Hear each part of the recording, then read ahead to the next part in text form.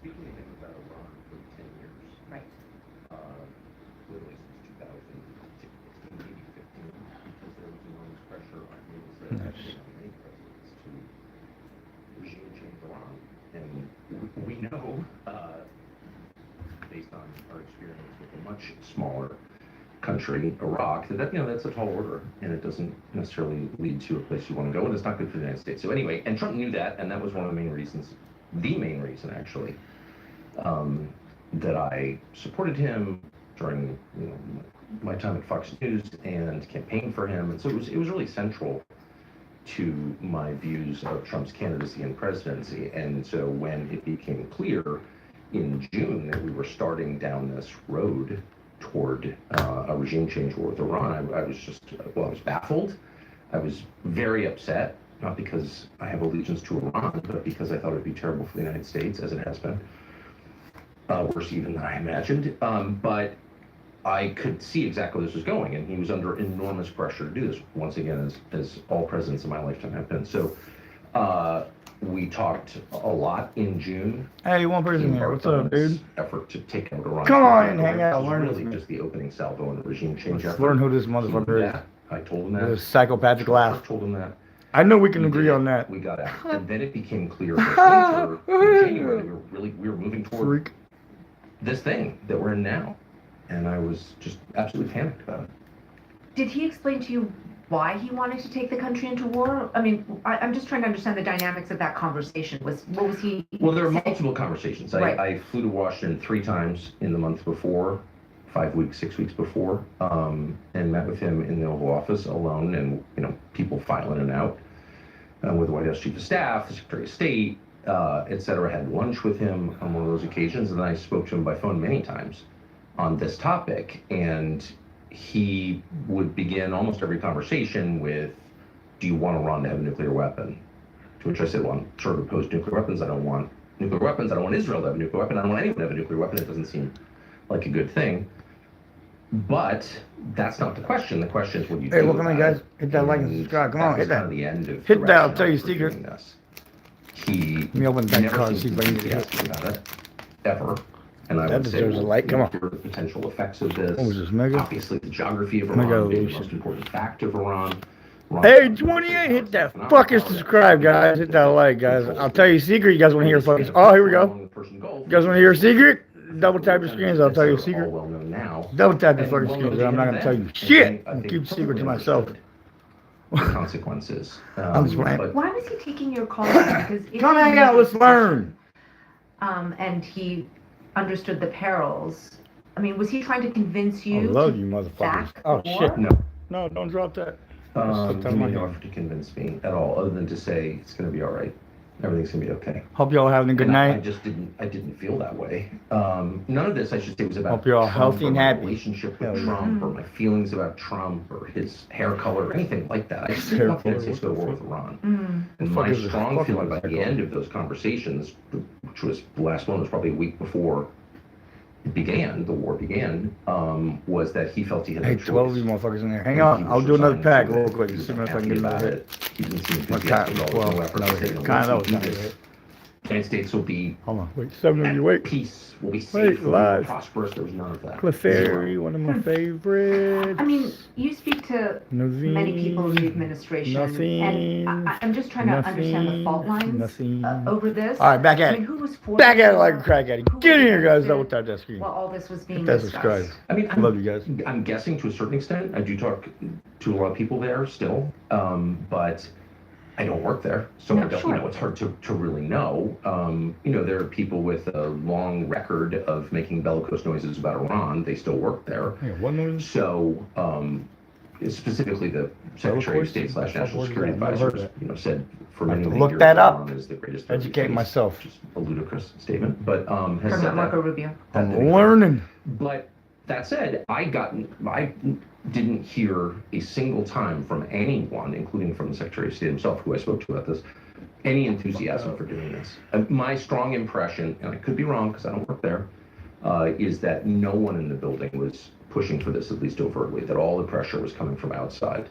Constant calls from donors and people with influence over the president, well-known Rupert Murdoch, Mary Mandelson, et cetera, et cetera, et cetera. And then a small constellation of, I guess they'd be called influencers, beginning with Mark Levin, but there were others, Sean Hannity, pushing the president to do this and telling him that you will be a figure out of history, you will save and redeem Israel or something. I think that was the case they were making. And I didn't hear of anybody making the case that this would be good for the United States. I don't think that was ever a conversation. I mean, there's been a lot of speculation about the president's mindset during this period. Yes. And part of it is, line of the course, bitches up like cocaine. about what happened after Venezuela. I was 50 you motherfuckers. Hey, wait, hang on. This is, wait, what is this? Fantastic. Wait, hang on. See if I can get hit. Hang on, wait. Get that light, guys. The success of that See if I can get operation. hang on. Wait. He felt that this was going to be No, similar. fucking. That he I'll record it. I'll take it. Dang, I missed that. I looked up. It was 49 of you motherfuckers. God damn it, that was awesome. I think the Venezuela. Quick high right there. That's what you guys give me, a quick high. Allowed him to retreat Fake into a ass kind of high. fantasy in which he told himself this is going to be easy, but I don't think he believed that. Fake Matrix test. And I should say, having spoken We to all him live in the in Matrix, bro. This calendar year, I detected no evidence. of Fucking wake up! Mental decline. You hear people say, well, he's gone, soft. That was not my impression at all. Trump is not well informed on a lot of topics, for sure. He's proudly ignorant on a lot of topics, but he has. Hey, 18 of you still in. kind of Hit that fucking remarkable leg at least. powers of insight into people. Come and learn power with dynamics. me. You don't get to be president by accident. Mother The guy's freak. smart in the ways that matter politically, and I actually like Tucker. my strong read was that he was doing this against his will. Famously, the head of the Counterterrorism Center, one of the top intel officials in the country, Joe Kent, resigned shortly after the war began and said exactly the same thing. I think this decision is connected to a series of seemingly disconnected events, all of which revolve around violence, and we need to find out more about how this happened. And he was, of course, dismissed and threatened with an FBI investigation, and no one kind of followed up on that. And again, I don't know the answer, but this was not a normal decision-making process, and my strong impression was that Trump was more a hostage than a sovereign decision-maker in this.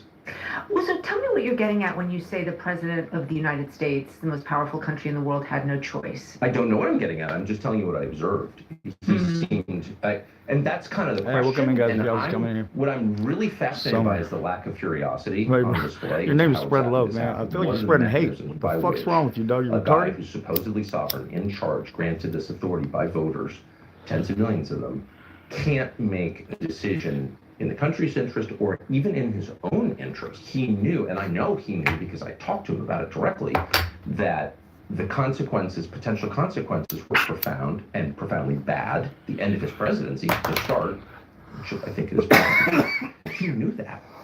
He wasn't. This is how God damn, excuse me. And I don't want to overstate my knowledge at all, but this is my strong perception on the basis of many conversations on this topic. He felt he had no choice, and he said to me, everything's going to be okay. Because I was getting overwrought. Don't do this. The people pushing you to do this hate you.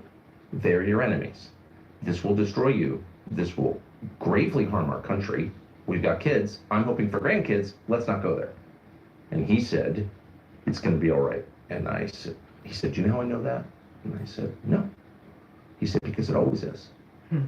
And I do think there's a kind of, Teddy Rooseveltian optimism there, but that's not really what it was. This is my read. That was more a kind of justification from a man who feels he has no choice. And that is my strong view. And not just my strong view, the view of others who were around him and involved in this deliberation to the extent it was a deliberation, which is not much.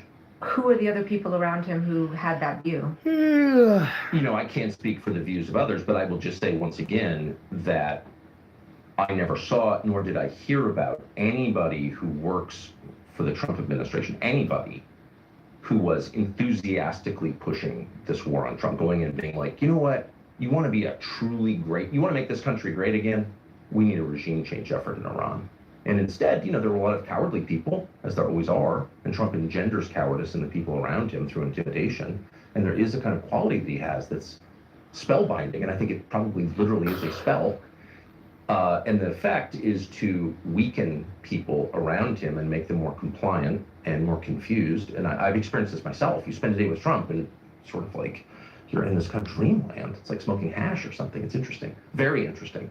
And there may be a supernatural component to it. I'm not a theologian, but it's real, and anyone who's been around can tell you it's real. But whatever the cause, no one around him was weighing in strongly, as far as I know, on either side, for or against. But people from the outside were strongly weighing in, calling him constantly.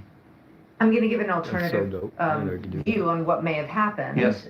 Which is... And you may be right, by the way, because I don't want to overstate right now. Sure. I just want to just due diligence. We've seen the president in his second term be much more interested in foreign policy, as many presidents are, much more open to taking action, not only in Venezuela, talking about Cuba, wanting the Nobel Peace Prize, weighing into situations in which he wasn't terribly interested in his first term. For sure. And so... That's real. Could that not be part of this? It's a huge part of it. There's no question about that. And all presidents decide at some point that they're not interested in running the United States because it's hard. And how do you fix Baltimore and Gary, Indiana? And what do you do about homelessness in Los Angeles? Like, these are hard questions. We can't even make Head Start work. Despite, many billions and a lot of sort of well-meaning people working and spending their lives on it, can't make it work. So these are hard problems, and I think it's universal. It's a universal experience among American presidents, but also among U.S. senators to decide, like, I'd rather run the world because the details are opaque. I don't speak these languages. I can seem, well, first of all, it's a display of male power. Send the bombs in, kill bad people. But moreover, you get to feel like I did something, and that's important, and I get it. And this is, again, as you wisely note, a process that all presidents tend to go through. And so Venezuela, Cuba, I object to both of those efforts very strongly, but neither one, in my view, risks the future of the United States in the way that the Iran war now does. And so it's a big deal. But because it is, by the way, a contiguous neighbor of Iraq, and because Trump spent years talking about what a terrible idea the Iraq invasion was, in fact, defined his candidacy in 2016 on that point, it's hard for me to believe that he just sort of organically reached this place at the end of February. He's like, I think it's a good idea. He did not think it was a good idea. Shutting down a fifth of the world's oil and gas? Of all people, Trump knows that's bad. You said he's a hostage just now. You told the BBC he's a slave to foreign interests. Correct. So I just want to ask you to be sort of explicit. I mean, Trump is being held hostage by whom? Or by who? Benjamin Or by Netanyahu and by his many advocates in the United States. And we know that not simply because Trump started the war on February 28th, but because he couldn't get out of it. He declares we're having a ceasefire. This was 4 weeks in. He says we're having a ceasefire and we're having these talks and they're going great and we're going to open the strait.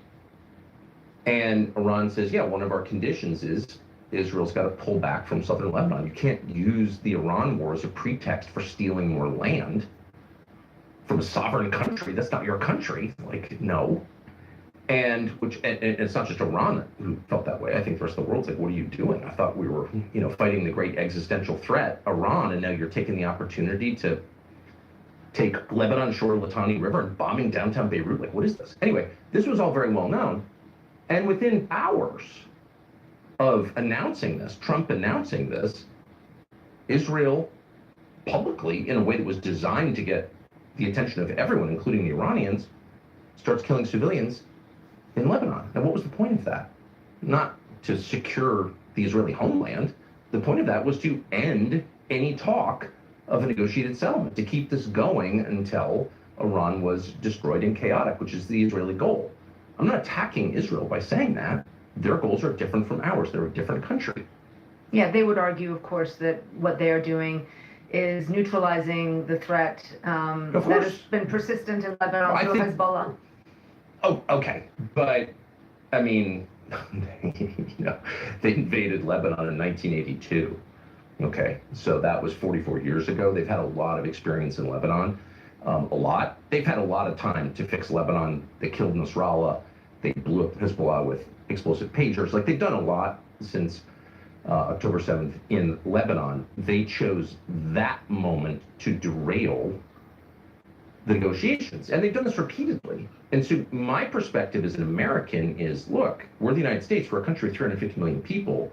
You are wholly dependent on us. You're a country of 9 million people with no natural resources. I'm not against you, but like, we're not co-equals here. But the point I'm making is Trump could not restrain Netanyahu. Netanyahu is the one person Trump could not say, hey, settle down, or we'll just defund you and your country will collapse in about 10 minutes, which is true. Israel can't defend itself without the United States, despite whatever propaganda you may have heard. So again, it's not an attack on Israel. It's an attack on American leadership for not constraining its partner in a way that helps the United States. Trump said, I want a negotiated settlement. Israel stopped the settlement. Trump refused to even criticize Netanyahu in public. Are you joking? That's slavery. That is total control of one man by another.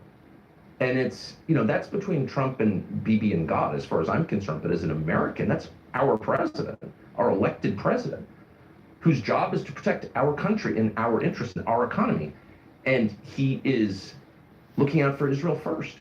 That's outrageous. And no amount of like, oh, you're an anti-Semite, which I'm not, and I'm never going to be, is going to stop me from noting that that's outrageous. It is outrageous. Before we just move on, I am curious about this one point, which is obviously Israel has tried to exert its influence on a number of presidents.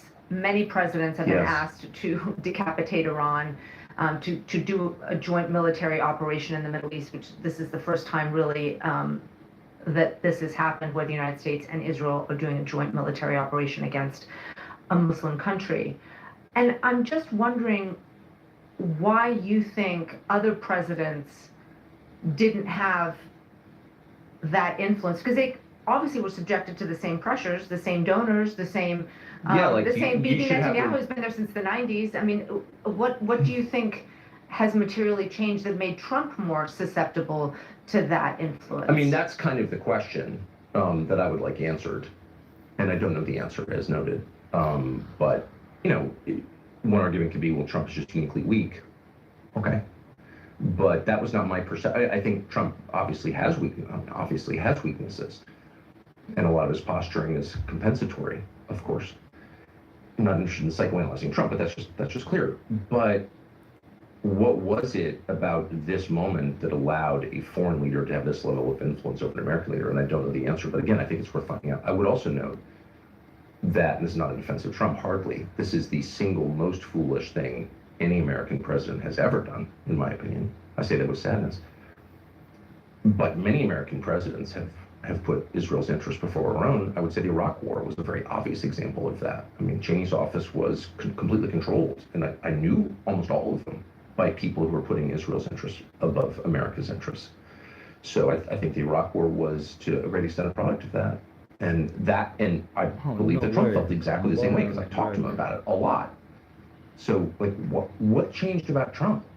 What changed after 10 years, more than 10 years, of telling us our leadership is weak, they act against our interests, they're stupid, they're foolish, they're bought off by foreign powers and by domestic donors? I mean, that was Trump's case. That was his whole pitch. That's why he got elected. To switch on something this big in the space of a few months, I mean, that bears some examination. That's all I'm saying. I want to note, in 2020, when President Trump killed Iranian General Qasem Soleimani, you went on your Fox show and said, and I'm going to quote here, there were a lot of awful, bad people in the world. You can't kill them all. It's not our job. And you asked, why are we jumping into another quagmire from which there is no obvious exit? But it wasn't until President... I was not heralded for saying that. I don't think I've ever been more criticized. I just really quickly note, I'm opposed not simply to foreign interventions, as you said, I mean, most of them anyway, those not undertaken in self-defense. I'm against the whole frame. I'm against the idea that Hezbollah and Hamas are at the center of our domestic conversation, like they're the big problems we face. They're not. They're not a bigger problem than, like, the behavior of Citibank. I'm sorry. Credit card debt is a much bigger problem than Hezbollah will ever be. So stop with this. Stop with the brainwashing. This is bonkers. I live here. I'm almost 57. I've lived here a long time. Hamas and Hezbollah, while they're not getting my endorsement, are not relevant to the experience of most Americans. So, like, once you start thinking like that, you betrayed your country. So it wasn't until President Trump threatened Iran's civilian infrastructure with a Open the fucking social straight. post this past Easter Sunday that you actually started quite explicitly speaking out against him. Yeah, you can't attack Jesus. How's that? Well, in a monologue on your show, you said, "How dare you speak that way on Easter morning to the country?" Tell me what you were responding to right then, because it really is, I think, a seminal moment for you in terms of publicly breaking with the president. So I will say, I don't do monologues. That's ad lib. So that's just, I didn't write it. I don't have notes. It's just like, that's how I feel. So it's probably not as coherent as it should be. But that was really just an emotional reaction to the experience of waking up on Easter Sunday, the holiest day on the Christian calendar, in a day of joy and hope, literally the resurrection of Jesus, and seeing Donald Trump using profanity, threatening to murder civilians. I mean, that's a crime. That's a moral crime. So to brag about that and then to mock Islam, I don't think you should mock people's faith. I don't care if it's Judaism or Christianity or Islam, but it's, I agree, especially galling as a Christian I voted for Trump in 2024. And one of the main, and I never vote typically, but I voted for him this last election and campaigned for him in a bunch of cities with him, because I felt that there was clear persecution I'm open this last pack if I get hit. Christians One of in these this country, people of faith.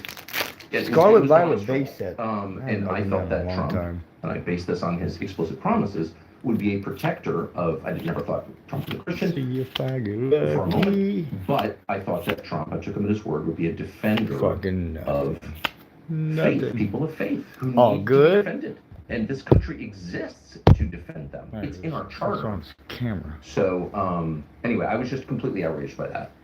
Since that moment, you've gone even further. You recently said on your show that you'll be tormented for a long time by the fact that you played a role in getting Donald Trump elected, and you said, "I'm sorry for misleading people." That's gotten a lot of attention, as I'm sure you know. I don't know, because I don't Google myself ever. But. I would like to understand exactly what you mean. Can you explain? I'll tell you what I mean. I truly believe that the baseline requirement, the ticket of admission to the conversation, is admitting when you are wrong. And I spent 10 years defending Trump on Fox News. I'd probably do it again, because on the issues I agree with him. I never defended a single thing I didn't believe. But at this point, the consequences of this decision are so bad for the United States and for my family and your family, that, like, you have to say, you just have to say it out loud. Like, I'm a small reason. I don't think I moved a lot of votes, but I tried to. I told people, this guy will keep us out of the next Iraq. Specifically, will keep us out of a regime change war with Iran.